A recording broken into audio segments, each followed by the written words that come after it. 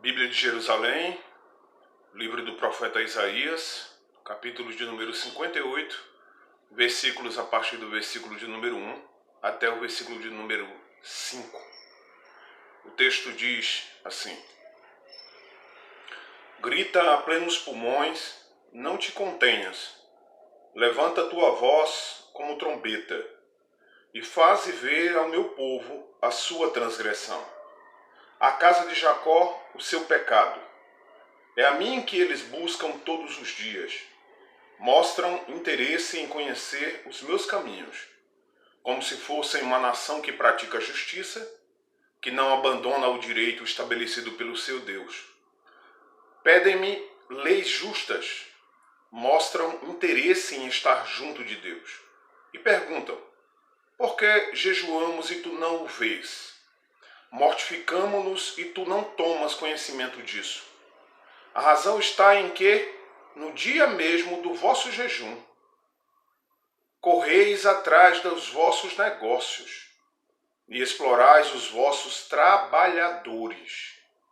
A razão está em que jejuais para entregar-vos a contendas e rixas, para ferir-lhes com punho perverso.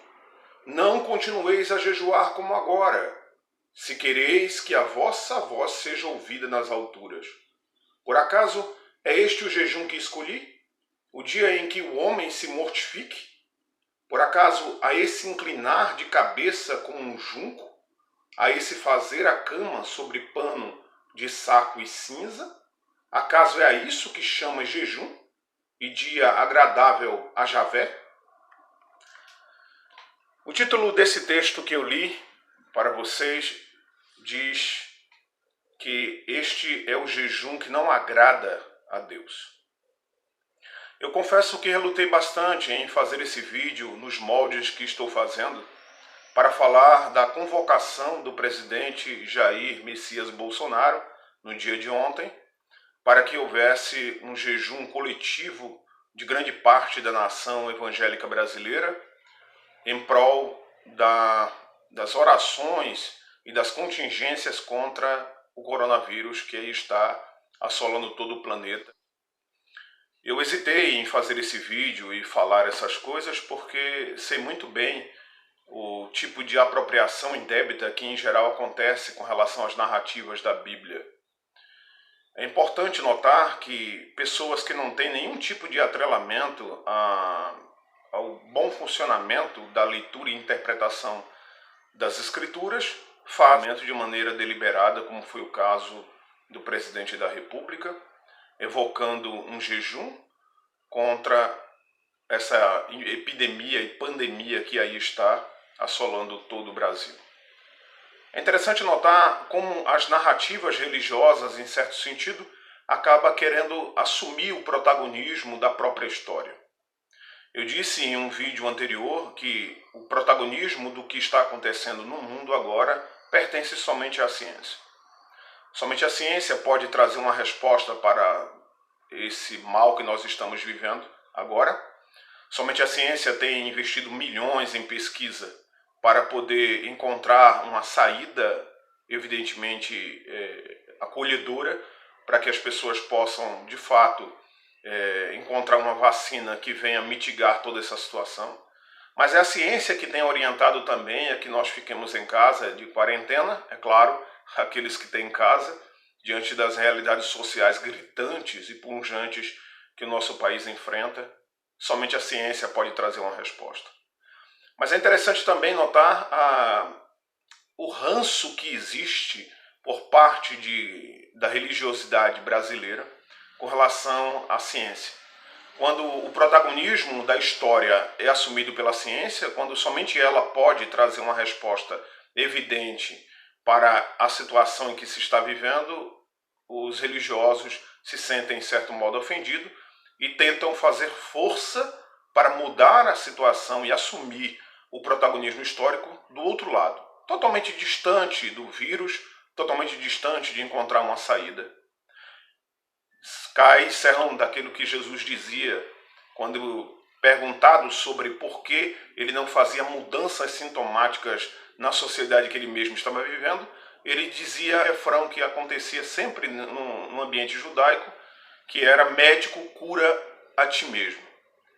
Esse refrão, direito no ambiente judaico do primeiro século, justamente queria dizer que a medicina era ainda uma profissão, um espaço totalmente incipiente, que não trazia respostas para as demandas da sociedade, e era por isso que as curas, os milagres, tinham um poder tão avassalador no primeiro século.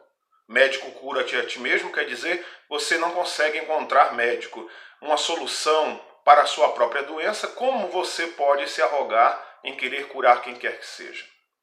O texto que eu li, de Isaías 58, diz que a grande transgressão implícita no texto e o fato de Deus não ouvir a oração de quem quer que seja e nem receber o jejum de quem quer que seja, é o fato de que há uma injustiça social implícita na sociedade de Israel, do Israel antigo, mas também serve como leitura para nós nos dias de hoje.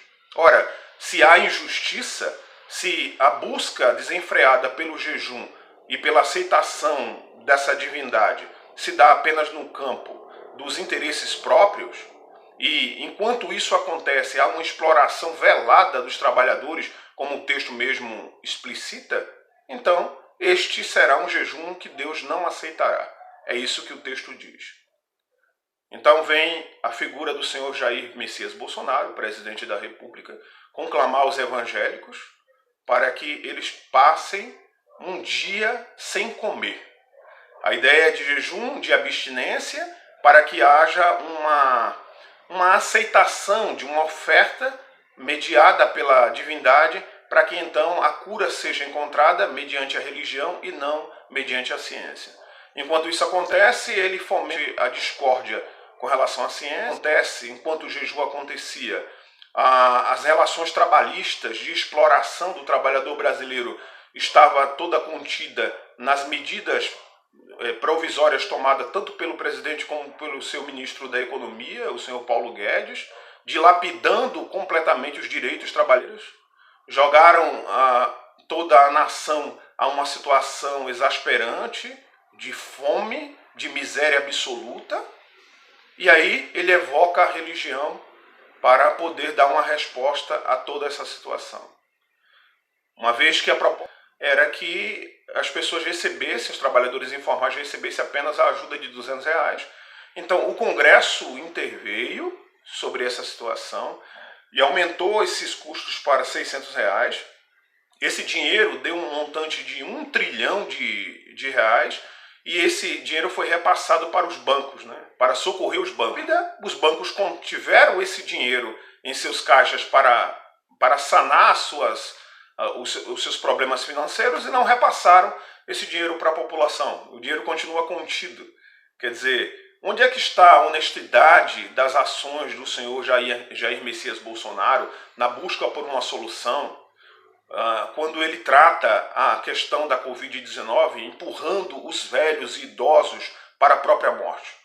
Onde é que está a honestidade da busca de um jejum aceitável diante de Deus, quando ele acaba dilapidando por completo o trabalho, a funcionalidade e a seguridade dos trabalhadores brasileiros, trabalho diante da CLT com as convergências políticas que ele mesmo faz? Onde é que está a honestidade do senhor Jair Messias Bolsonaro para buscar alguma intervenção da divindade quando ele acaba, por vez, com o trabalho e a dignidade do trabalhador brasileiro? Este, gente, com certeza, é um jejum que Deus não se agrada e não recebe. Mas esse jejum foi evocado por uma grande parte da população evangélica brasileira. Por quê? Porque se ancorava num ditado que diz que fazer uma oração não faz mal a ninguém, que fazer um jejum não faz mal a ninguém. E por isso, a religião, por si só, quer assumir o protagonismo de algo que só está hoje aparente e evidente diante da ciência. Esse é o grande problema. O problema é que a Bíblia pode se tornar a mãe de todas as heresias.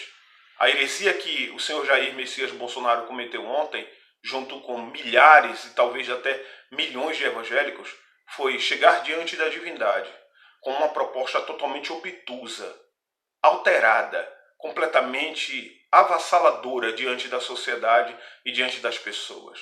Uma proposta de morte como governo que aí está, propõe para os pobres e idosos desse país.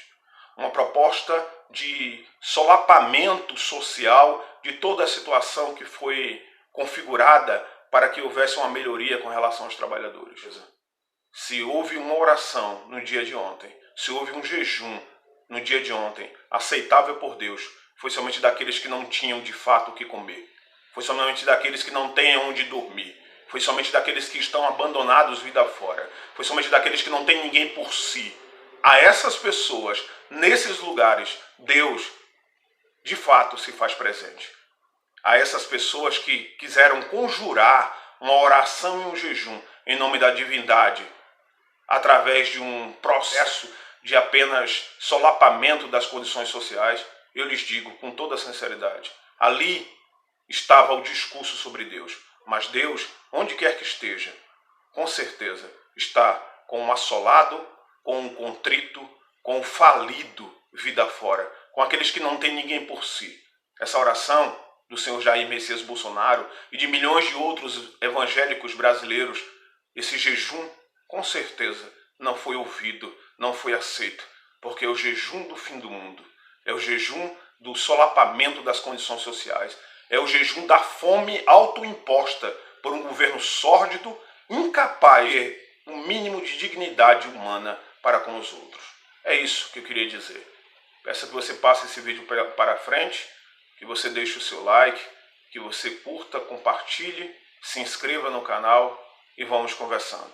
Grande abraço.